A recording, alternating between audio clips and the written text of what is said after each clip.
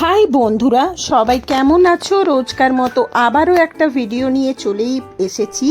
দেখতেই পাচ্ছ প্রচুর ক্যাপসিকাম কাটা, বুঝতেই পারছো যে আজকের রেসিপিটা কি হতে চলেছে। হ্যাঁ, একদমই ঠিক, আজকের রেসিপিটা থাকছে কিন্তু তোমাদের চিলি ফিশ। দেখো, ভেটকি মাছ নিয়ে নিয়েছি। ভেটকি মাছগুলো কিন্তু একদম ফিলে করে কাটা, আর এই হচ্ছে মশলা মাখানো।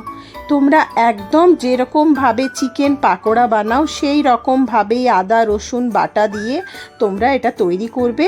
চিকেন পাকোড়ার মতো করেই চিলি ফিশের চিলি পাকোড়াটা তৈরি করবে, ফিশ পাকোড়াটা তৈরি করার পর একদম একইভাবে তোমরা যেরকম চিলি চিকেন বানাও সেইভাবেই কিন্তু তোমরা এটা বানিয়ে নেবে।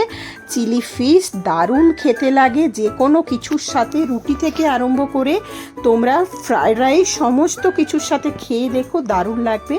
আর যদি আমার ভিডিওটা ভালো লাগে অবশ্যই লাইক কমেন্টস করতে ভুলো না। চলো, টাটা।